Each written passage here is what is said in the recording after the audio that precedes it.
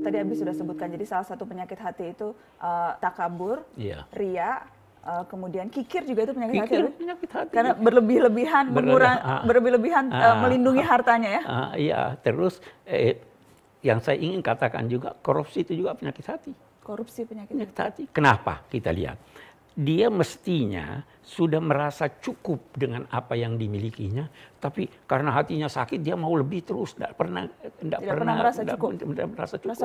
Merasa kurang terus. Ya, walaupun sudah punya untuk 7 turunan, dia masih ngambil terus karena hatinya sakit, tidak merasa puas dengan apa yang dimilikinya.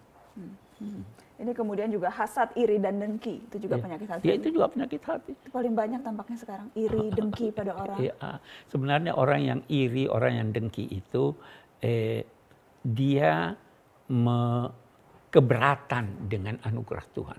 Keberatan? Maksudnya begini, dia tidak setuju kebijakan Tuhan memberi seseorang, sehingga dia ingin apa yang dimiliki seseorang yang dianugerahkan Tuhan kepadanya itu Tuhan tidak beri lagi, biar dicabut aja. Itu kan iri hati. Mestinya kalau dia merasa bahwa apa yang dimiliki orang lain itu baik, maka mestinya dia berdoa, ya Allah, anugerahi juga saya seperti yang kamu anugerahi. Bukan justru iri hati pada orang, padahal itu anugerah Tuhan pada dia. Nah, itu penyakit hati. Penyakit hati. Iya. Ya, jadi seharusnya bukan iri, tapi justru berdoa supaya ia mendapatkan yang sama atau yang lebih. Iya. Jangan diharapkan bahwa mudah-mudahan hilang itu nikmat. Itu namanya dia protes pada Tuhan. Oke. Ujub atau suka membangga-banggakan diri ya, Bi? Iya. Itu juga penyakit hati. Ini kita ingin berkata begini. Memang seseorang bisa saja merasakan anugerah Tuhan kepadanya. Merasa bahwa anugerah itu melebihi anugerah Tuhan kepada yang lain. Wajar-wajar saja itu. Tetapi saat dia merasakan kelebihan itu, dia harus kembalikan pada Tuhan. Bahwa ini adalah anugerah Tuhan.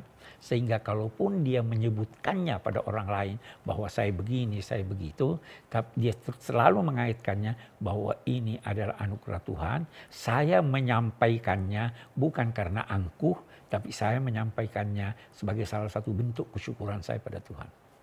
Itu ya kan? Nabi misalnya bersabda, aku adalah putra Adam yang terbaik, tapi aku ucapkan ini bukan untuk membanggakan diri.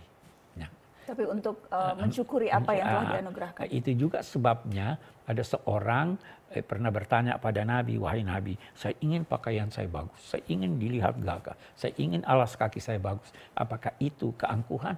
Dia bilang bukan itu keangkuhan, itu tanda kesyukuran pada Allah selama kamu tidak melecehkan orang dengan kelebihan yang ada padamu.